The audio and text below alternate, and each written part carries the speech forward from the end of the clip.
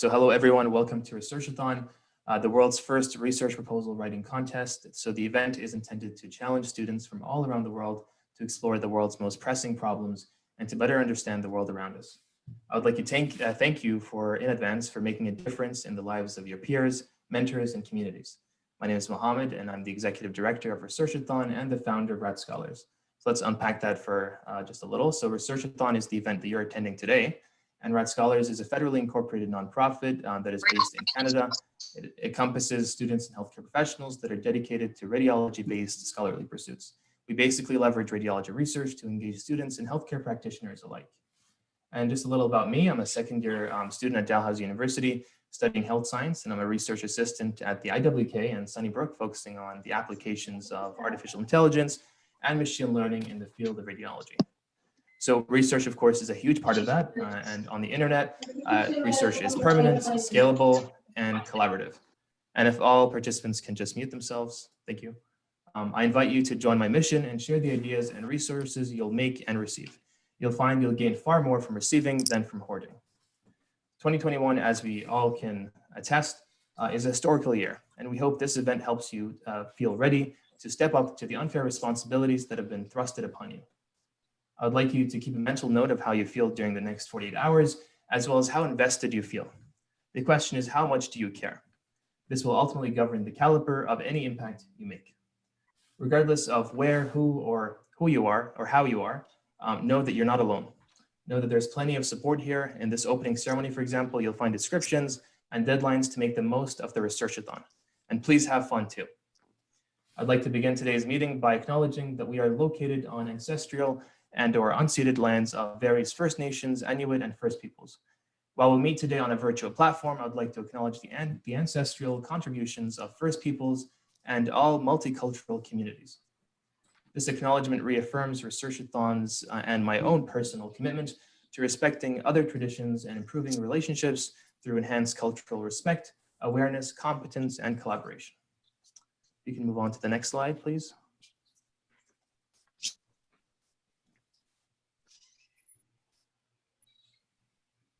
Thank you. I'd also like to sincerely thank all of our sponsors, partners for their invaluable support. You can have a look at the banner there that includes all of our partners and sponsors. This event would have not been possible without the support of their contributions. With that, I'll turn it over to Haram, who will introduce our very first speaker, Dr. Melina. Thank you, Mohammed. So a little about our talented opening speaker, Dr. Melina. Dr. Melina Bakry is a surgical resident and a clinical research fellow at the Institute of Global Health Innovation, Department of Surgery and London. Dr. Bakry graduated as a medical doctor from Edinburgh Medical School, the University of Edinburgh in 2013, where she also completed B.Med Sciences Pharmacology with Erasmus Exchange at Leiden University, the Netherlands. She did a sub-internship in Harvard Medical School, USA, followed by a foundation year training internship in Cambridge. She also completed her master's in translational medicine and therapeutics from University of Cambridge during her foundation years. She moved to London to do her surgical training. She's currently doing a PhD in surgical innovation and breast cancer using wearable activity monitoring in order to improve patient outcomes, where her PhD project is funded by NIHR UK. Additionally, she is an academic supervisor for BSc and M engineering students at Imperial College London. Dr. Bakry is a strong advocate for women empowerment, and she shares education for public health education and medical teaching for medical students and junior doctors on social media with over 1 million followers across Instagram, Twitter, and TikTok. She also works with the Public Health England NHS and Number 10 Downing Street for the latest COVID vaccine campaigns on their official social media accounts. She has received multiple awards, including Inspirational Youth Award from Ministry of Youth and Sports of Malaysia, Muslim National Award from the King of Malaysia, and she was recently shortlisted for Women of the Future Award, Southeast Asia 2021. I would like to turn it over to Dr. Melina. Thank you so much for the introduction. I'm just going to share my screen now.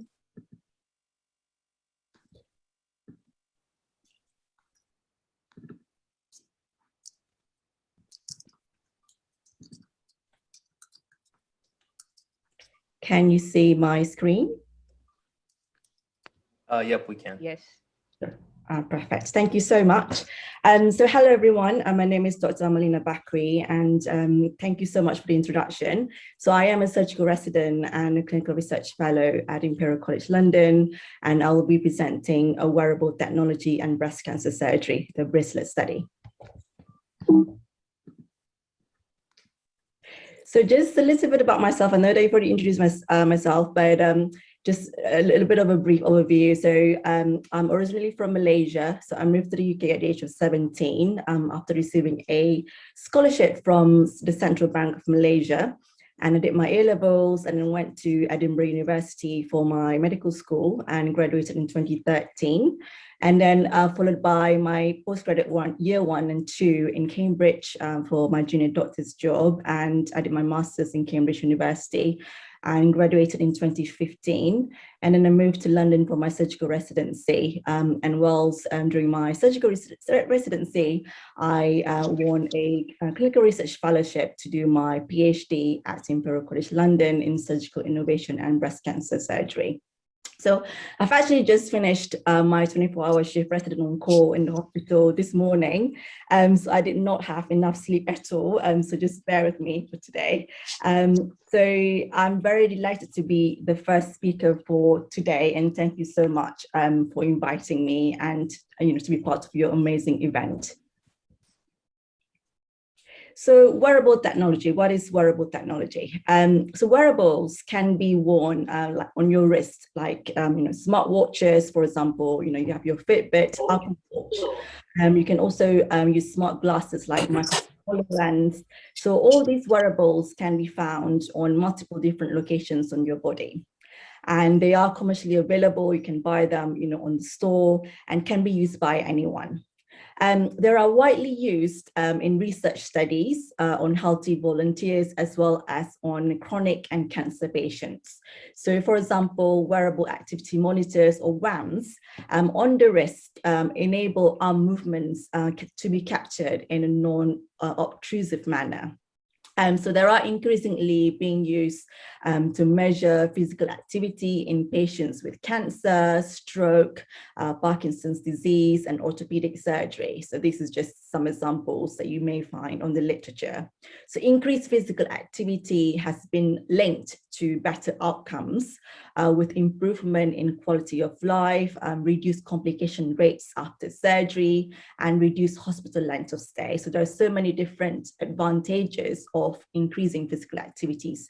So that's why it is important for us to be able to monitor patients' movement, either their general activity levels or their movement of the arms, so that we'll be able to find a way to help them to improve their quality of life and also to to reduce complication rates after any kind of treatments or surgery. Now, let's discuss about breast cancer, because this is the focus and the topic of my research project. And I would like to present to you some of the work that I did in wearable technology and breast cancer surgery. So this work has recently been accepted for publication in Annals of Surgical Oncology and presented at the American Society of Breast Surgeons Conference recently in May.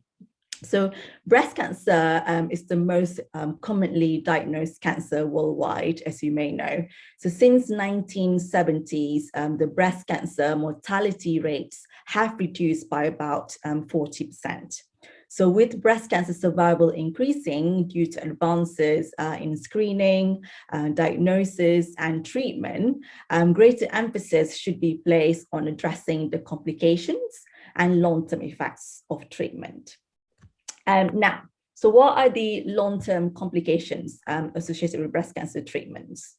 So there are many, for example, pain, lymphedema, which is swelling of the arm, reduced range of motion, and many more. So these are just a few examples. So all of which can affect. Dr. Amelina? Yes. Are you moving slides? Yes, I am. It seems like we just have the first slide on display right now. Oh, I'm so sorry. Do you have two screens or? Let me just check. Let me just stop sharing.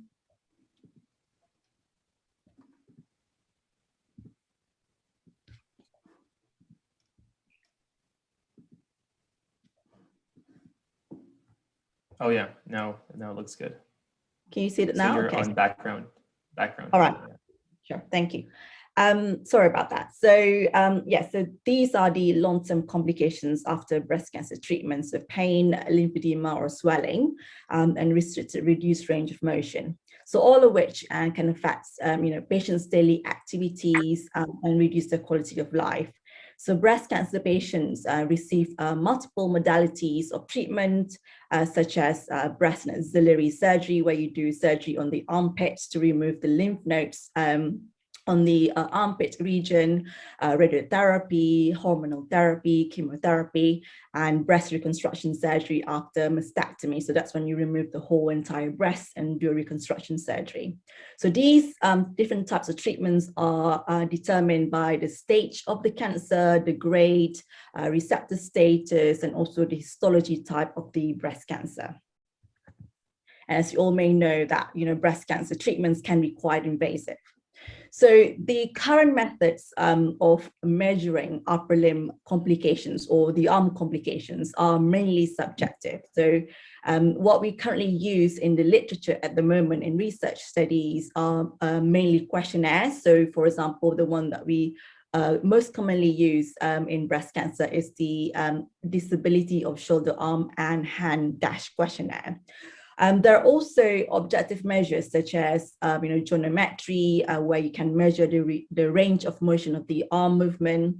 But whilst these methods may be useful, they may not reliably capture the functional complications and provide poor comparison between patients. So wearable activity monitors or WAMs that you wear on your wrist have the potential to capture a more reliable and continuous objective measure of physical function, which might help to better delineate the recovery process after breast cancer surgery. Can you see the next slide? Yep. Great. So we would like to basically assess the feasibility of using WAMs or wearable activity monitors to measure the arm's functional recovery after breast cancer treatments. So the WAMs that we use is called activity or AX3 triaxial accelerometers. And so the majority of trials in the literature at the moment using WAMs in breast cancer survivors focus mainly on step counts and general daily activities. So what we'd like to do is to do an objective assessment of the functional recovery of the specifically monitoring the arm activities after breast and axillary surgery using WAMs. So the wearable sensors that we use is this AX3 triaxial accelerometers, which measure the upper limb activities in 3 planes. So WAMs have previously been used to assess activities in patients with stroke, Parkinson's disease, and patients with broken bones in orthopedic surgery, for example. So using this triaxial accelerometer, you're able to measure the upper limb activities of the arm movement of the patients when they wear them on both of their wrists. Now, so what we did, basically, it is a single center study, so conducted at Imperial College Healthcare Trust in London. So patients undergoing breast and axillary surgery were identified from theatre lists and also from our weekly meetings. And then patients with movement disorder or using mobility device or aids or unable to provide informed consent were excluded from the study. So these are all breast cancer patients. And eligible consented patients basically wore WAMs on both wrists at least 48 hours before surgery and up to 2 weeks after surgery. And they then had to complete the DASH and quality of life questionnaires. So the results, so this is the results of the 39 patients that we recruited, and this is published, well, it's accepted for publication in Annals of Surgical Pathology. So based on the data that we have, the arm activity, so this is the activity of the arm on the operated arm, or the side of the breast surgery. So if you have surgery on the left side, so patients going to be wearing the sensors wrist on both wrists, so you didn't able to compare between the operated side and non-operated side. So this is the activity levels of the operated side. So arm activity drop post-operatively from 100% to 45%, and regain of function was gradually observed on the operated side through the increase of physical activity as a percentage of pre-op levels during the post-operative period, with the greatest increase between day 1 and day 2, and with recovery plateau on around day 7. And when you compare between the two sides, the operated side and versus control side, greater activity was observed on the control side compared to the operated side, with a significant difference in week 1 and 2. And now we did a comparison between two different types of surgery on the axilla. So either you, so there are two different types of surgeries that you can do. If a patient has a possibility of a cancer in the lymph nodes on the armpit, then either you do sentinel lymph node biopsy, where you remove small samples of the lymph nodes from the axilla, or you do axillary node clearance, where you remove all the lymph nodes from the axilla. So this is a more invasive surgery. Now, you can see from the graph here that greater activity was observed when patients receiving axillary node clearance. There was a lower physical activity compared to sentinel node biopsy patients after week 1 and week 2. So showing that patients who had axillary node clearance basically have more complications and more morbidities because of the surgery related to axillary node clearance. And we also did a correlation study between physical activities measured by WAMS and the DASH questionnaires, and showing that there was a good correlation, a moderate negative correlation between physical activities measured by WAMS and also the DASH surveys, which implies concurrent validity of the WAMS usage of the sensors. So it shows that WAMS are feasible to be used in measuring upper limb activities in breast cancer cohort. So as a summary, so the results highlight a decline in arm function on the operative side and a gradual recovery, which does not return to baseline even at 2 weeks after surgery. And non-operative side remain more active than the operative side throughout the 2-week post-operative period. And axillary node clearance patients showed a lower post-operative activity levels compared to sentinel node biopsy patients. And there is a good correlation between physical activities and DASH questionnaire scores that we use that's been validated in the literature. So this study basically demonstrates the feasibility and validity of using WAMS towards objective monitoring of arm recovery after breast and axillary surgery. And this facilitates more objective profiling of the complications of breast cancer treatments. In terms of future work, so we would like to develop a scoring system combining objective measure of WAMS and also patient-reported outcome, for example, pain score of the patient, in order to assess functional outcomes. And we also would like to expand recruitment to do comparison between different types of breast cancer treatments, for example, between radiotherapy versus axillary node clearance, and follow them up at different time periods, and then quantifying and also complications, measuring complications of different treatments may help the clinician and patients to choose the most suitable modality, particularly where the outcomes are equivocal in breast cancer treatment. We also would like to measure level of arm activities of patients who were diagnosed with lymphedema or arm swelling. And they typically go to lymphedema clinic, for example, to have compression bandages. And we would like to assess if there is an improvement in their arm activities before and after treatment. And this study can also lead to a technological solution for enhanced assessment of functional outcomes after surgery, as well as a platform for novel personalized rehabilitation and rehabilitation strategies. So we are collaborating with a group of engineers from Imperial College London and physiotherapists to develop a real-time feedback monitoring, which can guide patients to identify patients at risk of developing complications, and therefore we can intervene early and reduce their complication rates, and therefore improve their quality of life. So these are my supervisors, and I would like to say thank you to NIHR UK for funding the research project, and thank you to my other colleagues who are involved in this research study. Thank you so much.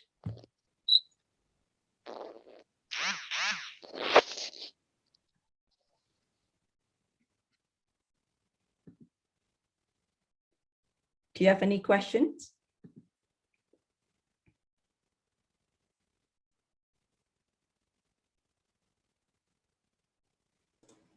Thank you, Dr. Amelina. That was wonderful. We'll just wait for any questions from the participants.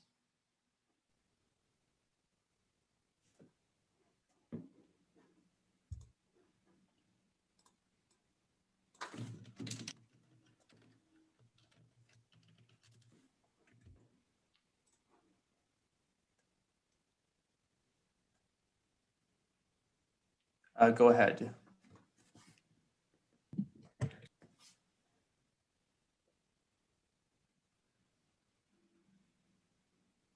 Oh, sorry. So if I'm correct in understanding, this watch system kind of works like a smartwatch. Sometimes with like Fitbits and Apple smartwatches, there's skin irritation and like burning when it contacts sweat. Have you ever experienced this? Thank you so much for that question. It's a good question. So when we did the study on our breast cancer patients, we receive feedback from them. We did follow-up questionnaires and also interviews to understand the feedback and what do they think about the sensors. So some of the patients think that it can cause a little bit of irritation, especially because the fact that we use a silicone, bracelet. But we are currently working with the engineers at Imperial College London to improve the wearability of the sensors. So the one that we currently use is the one that's available that we can buy, from Newcastle University, that's been created or invented for research. But we are currently in the process of creating our own wearable sensors that we can use in breast cancer patients, but with the input from our own patients and also with collaboration with the engineers and also physiotherapists, so that we can create a sensor that that's more wearable with better design and something that patients, that's user friendly, that patients really love to use to help them in terms of, helping them to go through recovery process after breast cancer treatment. Thank you so much.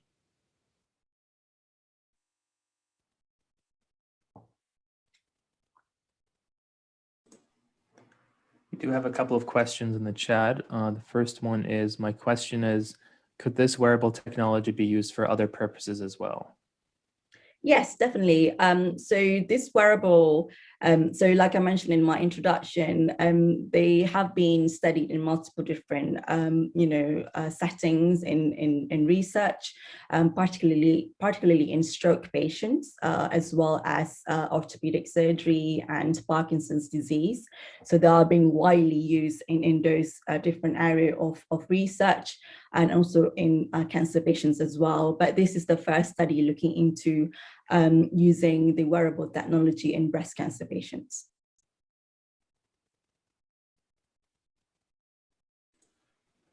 Thank you. And Zoe asks, do you tend to get different results for arm movement when there is reconstruction involved?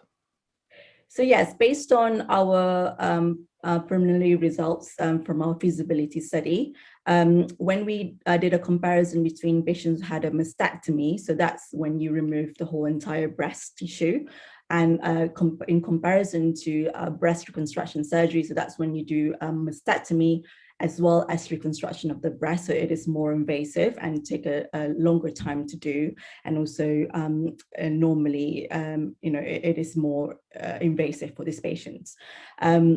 So the activity levels of those patients who had reconstruction surgery were significantly lower after surgery in comparison to mastectomy patients. So definitely there were differences between the activity levels, and based on the evidence that we collected so far, patients who had reconstructive surgery are more likely to develop complications.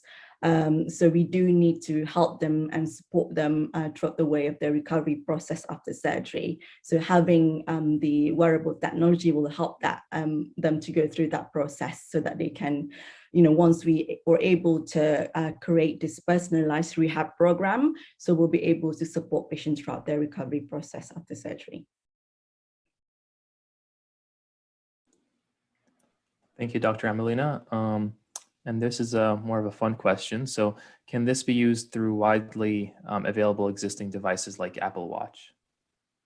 So at the moment with Apple Watch, we can't really use Apple Watch now because they don't have the raw data that we use to analyze the data that we collect for our cancer cohort.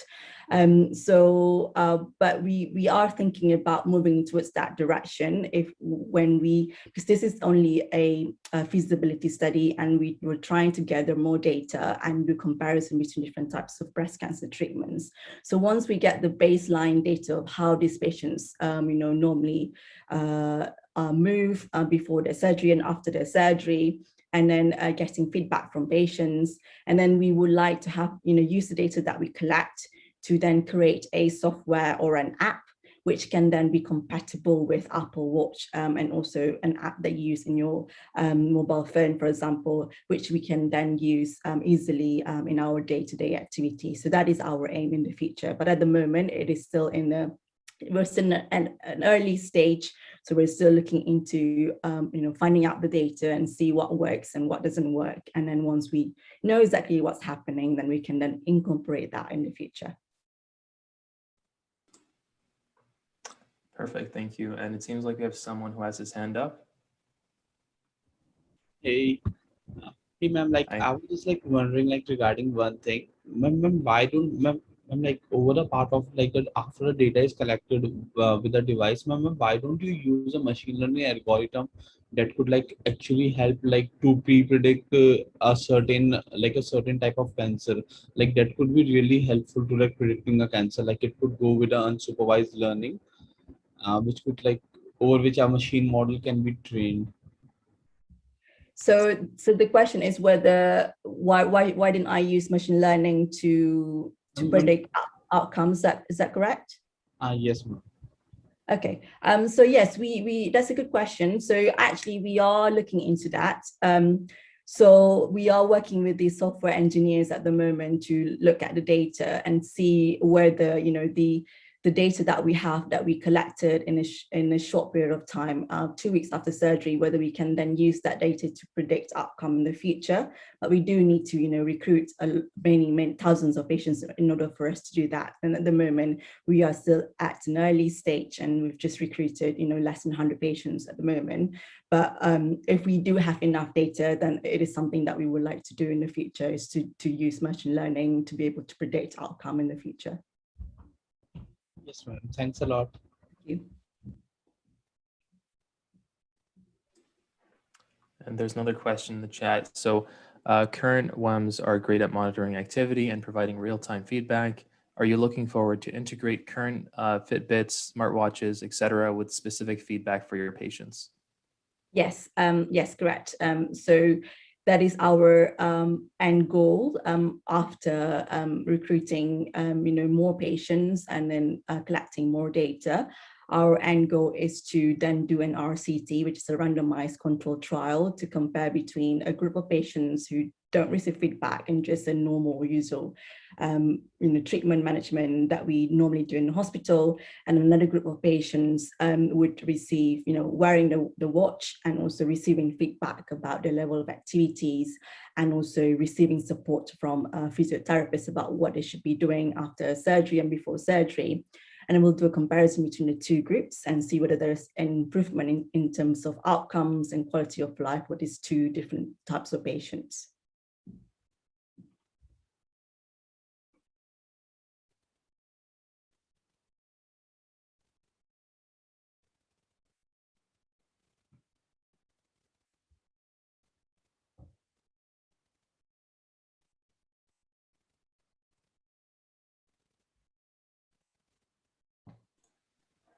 All right, I think Ram has some questions as well.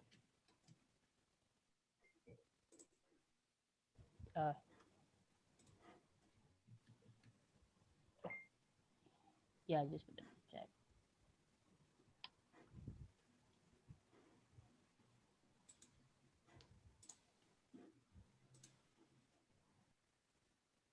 the chat. So what sparked your interest in wearable surgical technology?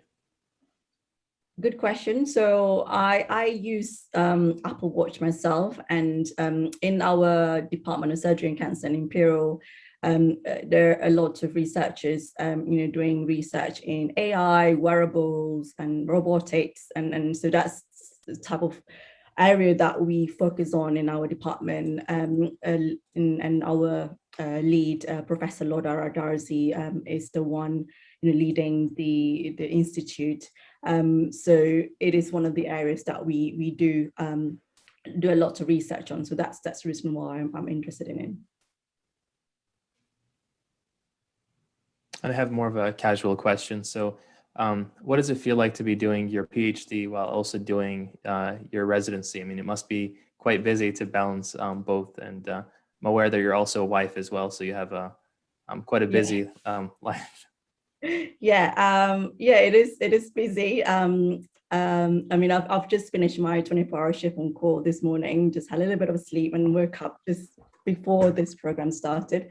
No, it's great. I mean, to be able to do research, what I love to do, and also at the same time doing surgical residency.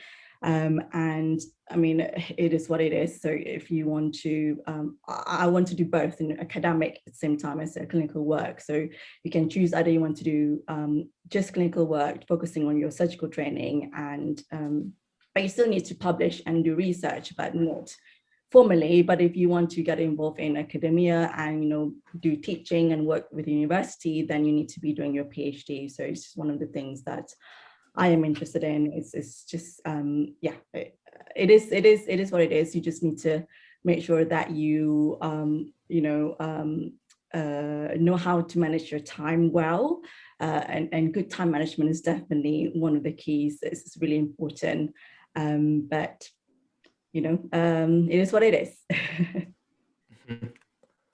All right, it looks like Atul has a question. So what are the limitations of estimating or on estimating a model to make predictions using limited data with the help of Kalman filters?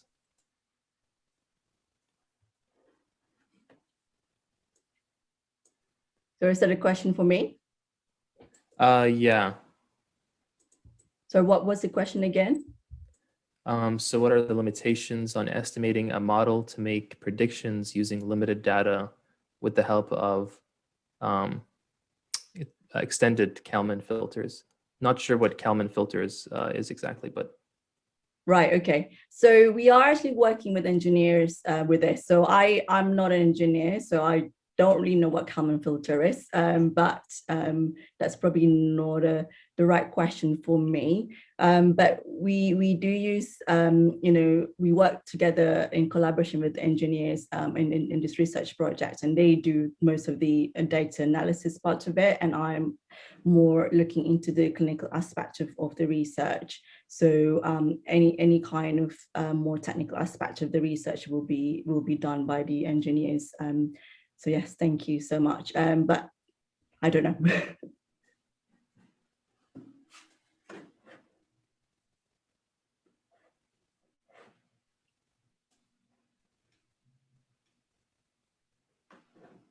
All right, I think that's everything. So I'll turn it over to Zoe to talk about the schedule. And thank you, Dr. Amelina, for your presentation. Really appreciated. And I'm sure that all of our participants found it very helpful. Thank you. So here's the schedule for our event. When looking at these schedules, please keep in mind that all the times are written in EDT, which is UTC -5. Next slide, please.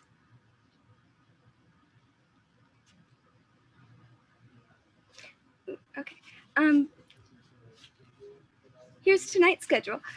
Soon we'll have our opening ceremony with, we will have workshops that will start soon. We will also be having interactive workshops tonight and tomorrow. Next slide, please.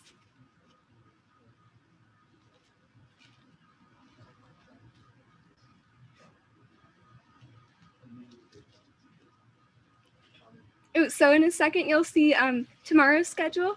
And then on Sunday, we'll have the last day of our event. The deadline to submit the research proposal is 12 p.m. EDT. Then we'll have another workshop and we'll conclude our event with the keynote speaker starting at 5 p.m. and a closing ceremony starting at 5:30 p.m. Thank you.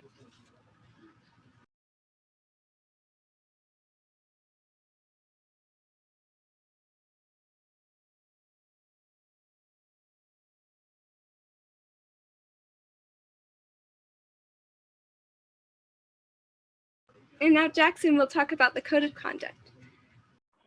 Yes, thank you, Zoe. So I'm just going to briefly go over the code of conduct. Can you go to the next slide, please?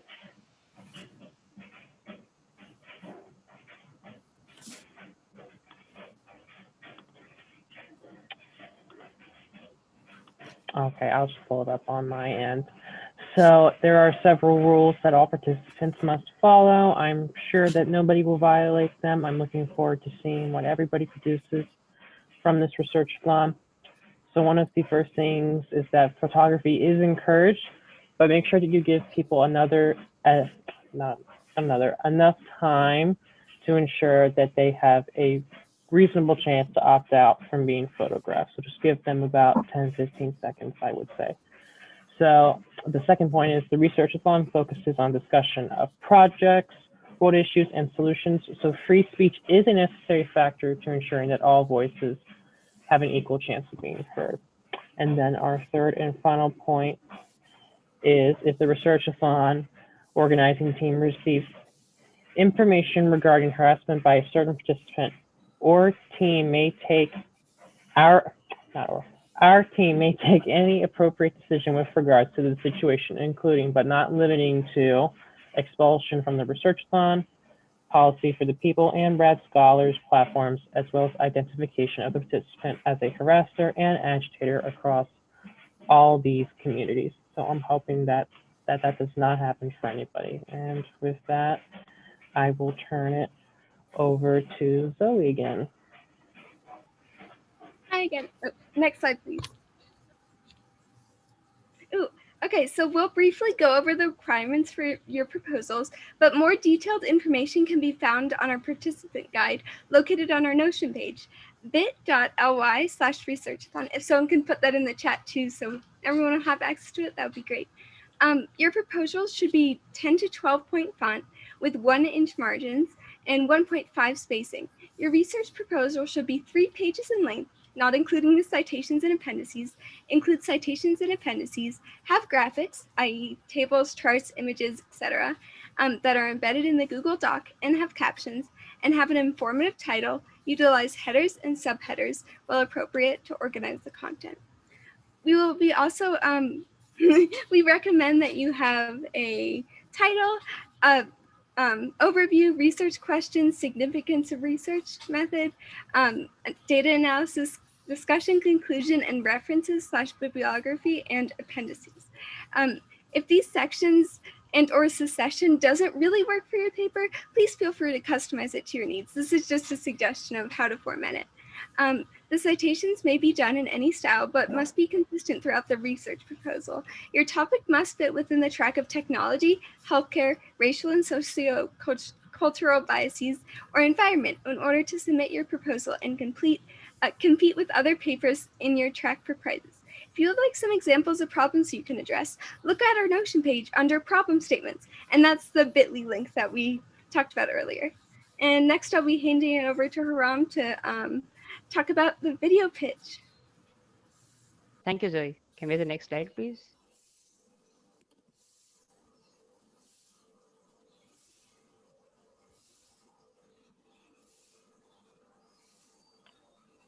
We highly recommend you create a video pitch with your group. The video should be 3 minutes or less, and it should not just recite the research proposal but also thoroughly explain it. It should be uploaded to YouTube as an unlisted video so that judges can easily access it. The video can either walk the viewers through what you did and your final proposal and solution, or be a simple demonstration of your hack project or intended solution. Next slide, please.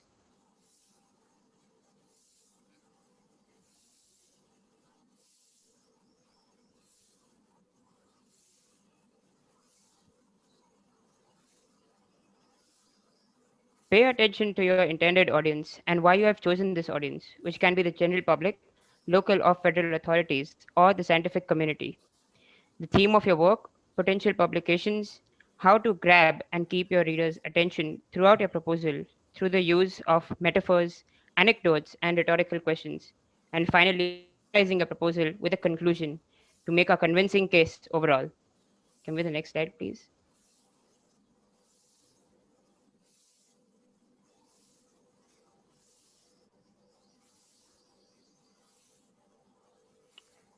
If you go on our Notion page, which I've dropped in the chat, you'll find a Google form and dev post to submit a proposal. We'll also be circulating the same close to the time of submissions on the Discord server. Please note that if your submissions have a hack or tech aspect to them, such as a web app or a coding element, your project would need to be submitted on the day